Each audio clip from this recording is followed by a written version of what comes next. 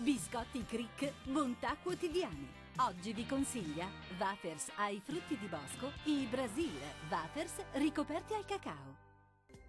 Poche novità ma sempre buone notizie, soprattutto nel giorno della ricorrenza di San Martino. Tempo stabile, clima gradevole e consueta formazione di foschie e nebbie.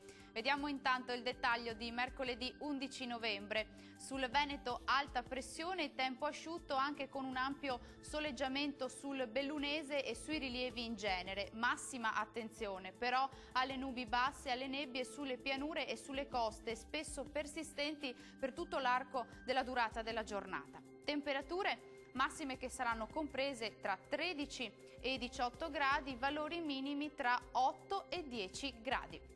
Diamo uno sguardo alla situazione del Friuli Venezia Giulia, è sempre presente e dominante l'alta pressione con tempo ampiamente soleggiato. Da rilevare però le consuete nubi basse con nebbie e foschie diffuse, specie sulle pianure e in qualche caso anche persistenti per tutto il giorno, specie sul sud pordenonese. Temperature massime che saranno comprese tra 14 e 18 gradi, valori minimi che si attesteranno invece tra i 9 e i 10 gradi. Sarà sempre più fortunato anche per quel che riguarda le temperature il Trentino Alto Adige, dove insiste l'alta pressione ovunque con sole imperante e cieli tersi. Molto mite le temperature con massime che saranno comprese tra 21 e 25 gradi, quindi decisamente calde e quasi estive. Valori minimi invece sugli 8 gradi.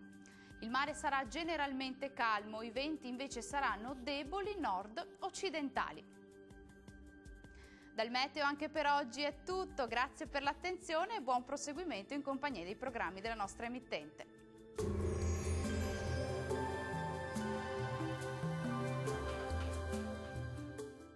Biscotti Cric, bontà quotidiane. Oggi vi consiglia wafers ai frutti di bosco e Brasil wafers ricoperti al cacao.